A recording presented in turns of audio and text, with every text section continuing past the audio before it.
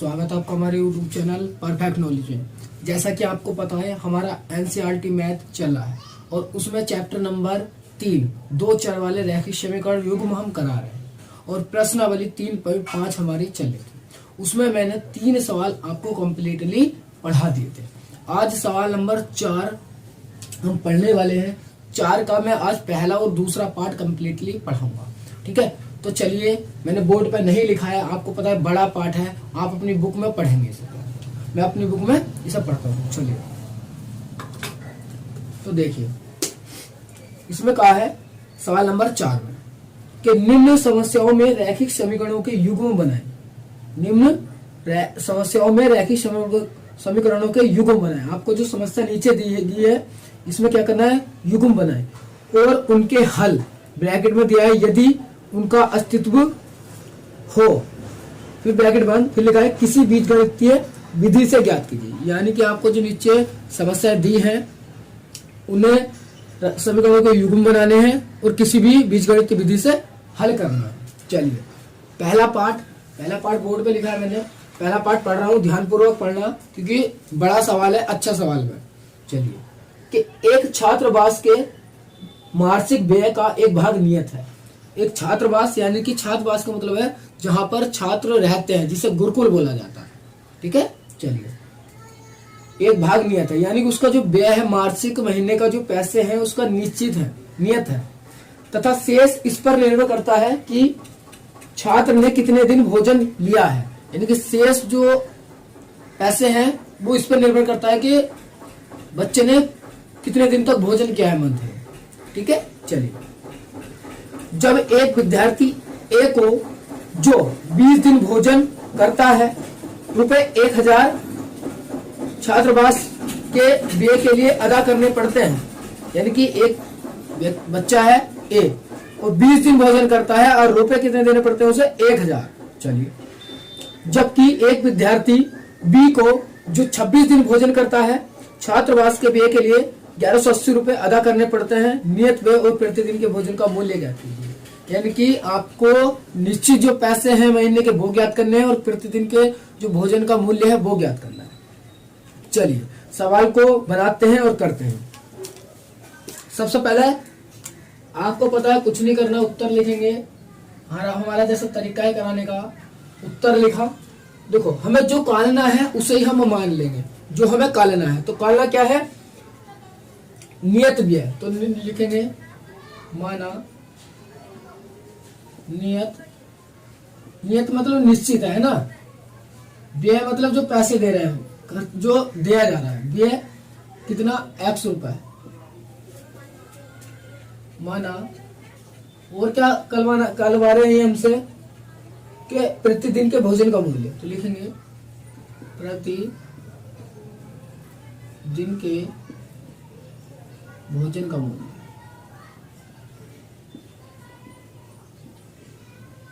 बराबर 22। इतनी condition clear है आपको, अभी तो मानना है ना। चलिए, अब प्रश्न के अनुसार चलेंगे। प्रश्नानुसार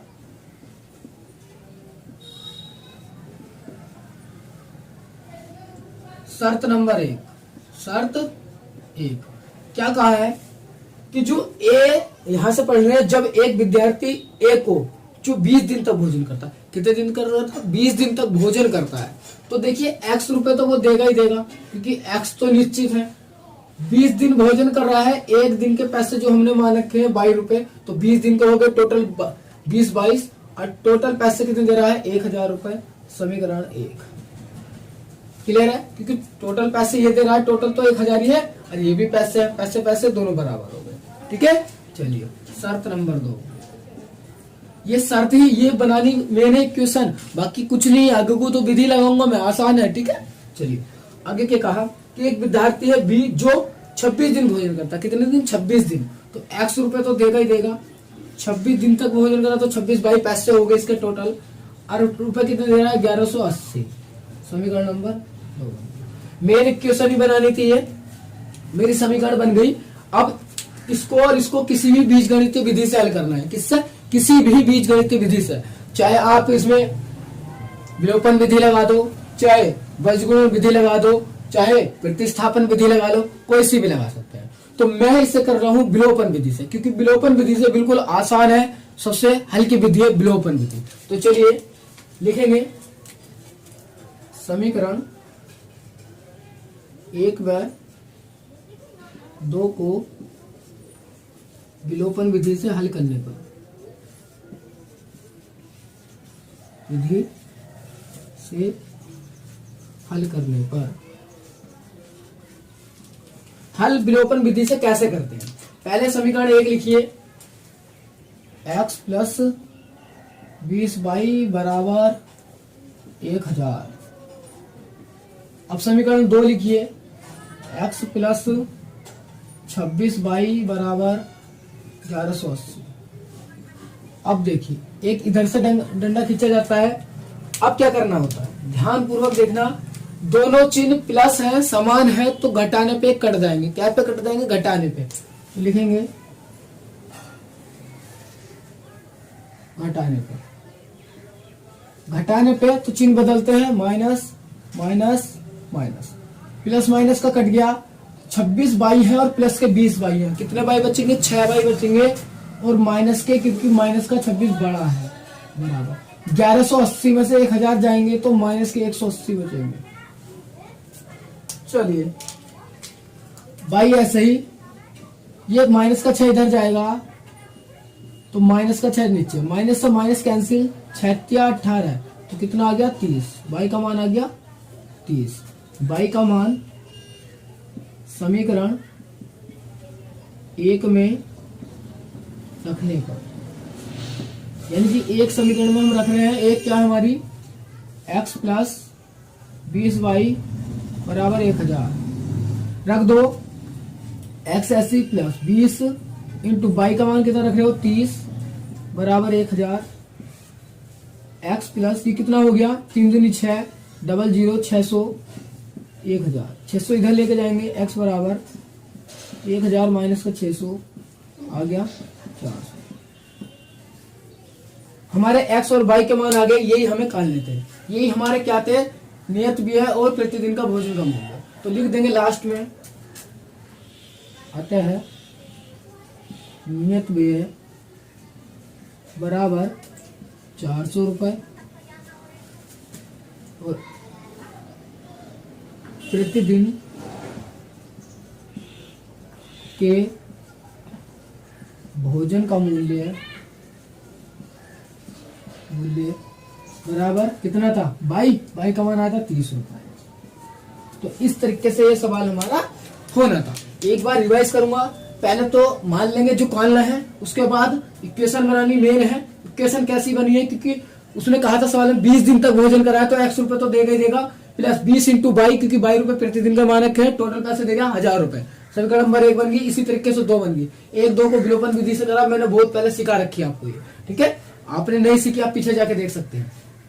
हल करा, x और y के मान आ गए, यही मेरा नियत व्यय था, यही प्रतिदिन का भोजन का मूल्य था। यानी कि प्रतिदिन भोजन करने का मूल्य 30 रुपए दे रहे हैं वे, और निश्चित 400 रुपए मंथली दे रहे हैं, ठीक है। तो ये मेरा था कौन सा, पहला पार्ट। अब आप इसका स्क्रीनशॉट लेंगे पहले। चलिए तो अब करते हैं इसका सेकंड पार्ट। चलिए तो अब करते हैं इसका दूसरा पार्ट। तो देखिए दूसरा पार्ट मैंने बोर्ड पे लिख दिया, छोटा ही पार्ट था इसलिए थ्योरी। देखिए क्या लिखा है दूसरा पार्ट, जब एक भिन्न 1/3 हो जाती है जब उसके अंश से 1 घटाया जाता है, और वह 1/4 हो जाती है जब हर में 8 जोड़ दिया जाता है, वह भिन्न ज्ञात कीजिए। आपको क्या क्या ज्ञात करनी है, भिन्न ज्ञात करनी है, और कंडीशन दे रखी है, ठीक है। तो चलिए करते हैं। सबसे पहले लिखेंगे उत्तर, वो लिखेंगे माना वह भिन्न x/y है, क्योंकि हमें भिन्न ही कालनी है, तो जो कालना होता है उसे हम मान लेते हैं, ठीक है। क्या मान ली कि x/y वह भिन्न है। चलिए प्रश्न के अनुसार चलेंगे हम। प्रश्नानुसार शर्त नंबर 1, शर्त 1 फॉलो कीजिए कि देखिए एक भिन्न 1/3 हो जाती है जब उसके अंश में 1 घटाया जाता है। तो उसके अंश में एक घटाया जाता है तो भिन्न है हमारी x बटे वाई। अंश में एक घटा दो घटा दे तो कितनी हो जाती है, 1/3 हो जाती है।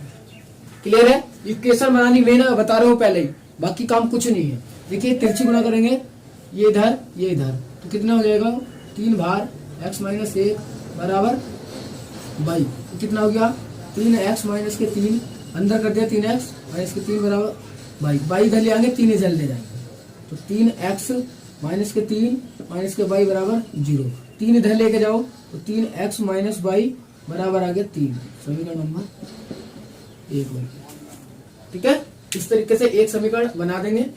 अब शर्त नंबर 2 यहां लिख रहा हूं मैं, शर्त 2 क्या कहा है कि वह 1/4 हो जाती है जब हर में 8 जोड़ दिया जाता है। तो x बटे वाई हमारी भिन्न है, हर में 8 जोड़ दो, कितनी हो जाती है, 1/4 हो जाती है। कर दो ये इधर इधर, तो 4x बराबर वाई प्लस 8। एक की गुणा इसमें करूंगा यही रहेगा, 4x ऐसे ही माइनस का वाई बराबर 8। समीकरण नंबर 2।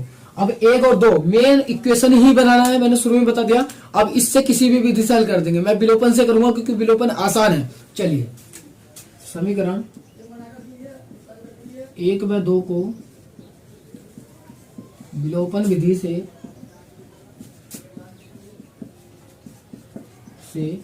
हल करने पर ये लैंग्वेज आप थोड़ा सही लिख लेंगे, है ना, जल्दी जल्दी ऐसे हो रहा। चलिए 1 लिखेंगे, 3x माइनस वाई बराबर 3। समीकरण नंबर 1 थी। 2 लिखेंगे, 4x माइनस के वाई बराबर 8। अब देखिए माइनस को विलुप्त कर, सॉरी वाई को विलुप्त करेंगे क्योंकि वाई सेम है ना, और दोनों में माइनस है तो क्या चिन्ह समान है तो क्या होगा, घटेगा। तो लिखेंगे घटाने पर चिन्ह बदलते हैं, प्लस का माइनस हो गया, माइनस का प्लस हो गया, प्लस का माइनस हो गया, ये दोनों कट गए, प्लस माइनस। माइनस के 4x में से माइनस के प्लस के 3x जाएंगे तो माइनस के x बचेंगे बराबर, माइनस के 8 में से 3 जाएंगे, प्लस के बचेंगे माइनस के 5, माइनस से माइनस कैंसिल, x बराबर आ गया 5। x का मान समीकरण 1 में रखने पर, 1 में रखने पर तो 1 में रख देंगे। 1 कहाँ है हमारी, ध्यान से देखिए, ये 3x माइनस वाई बराबर 3। x का मान रख रहे हो ना, x का मान रख रहे हो ना, तो कितना, 3 गुणा 5 माइनस वाई बराबर 3। 5 के 15 हो गए हो, माइनस वाई बराबर 3। चलिए आपको शायद दिखाई नहीं दे रहा होगा, मैं इधर कर रहा हूँ, है ना, ये 15 इधर लेके जाएंगे तो माइनस का वाई ऐसे ही, 3 ऐसे ही, माइनस 15 माइनस का आएगा वो 5 तिया 15, 15 इधर माइनस में जाएगा। चलिए 15 में से 3 जाएगा, माइनस का 12 बचेगा, और माइनस से माइनस कैंसिल, वाई बराबर आ गया 12। तो वह लिखेंगे लास्ट में, वह भिन्न बराबर x बटे वाई थी, x का मान आया कितना, x का मान आया 5 और y का मान आया 12। तो वह भिन्न क्या थी, 5/12। क्योंकि आप देखो उसने क्या है कि शुरू में कंडीशन क्या कही थी वो देखेंगे। इसने क्या था कि एक भिन्न 1/3 हो जाती है जब उसके अंश में 1 घटाया जाता है। आप इसके अंश में 1 घटाओ, मैं यहाँ पर प्रूफ दे रहा हूँ, है ना, आपको करना नहीं है। यहाँ पर 5/12 है, इसके अंश में 1 घटाओ तो कितने बचे, 4/12। 4 का 4, 4 तिया 12, तो 1/3 हो गई। देखिए यही कह रहा था, इसका मतलब मेरा सवाल सही है, मेरे जो भिन्न बिल्कुल राइट है। ठीक है, तो चलिए आप इसका स्क्रीनशॉट लेंगे। अब देखिए आज मैं 2 ही सवाल करने वाला हूं, ठीक है। चलिए अब अगले वीडियो में मिलेंगे अगले पार्ट के साथ, पार्ट नंबर 3 और उस या 4, शायद तीनों पार्ट कर दें या 2 पार्ट करके 1, उसमें बड़े पार्ट हैं, वीडियो लंबी ना हो, ताकि इसलिए ही 2-2 पार्ट कर रहे हैं, है ना। चलिए आपको बोरियत भी महसूस नहीं होगी, अपनी तैयारी अच्छे से करते रहिए, ठीक है, और हमें सपोर्ट भी करते रहिए। चलिए आज के लिए इतना ही, चलते हैं। जय हिंद।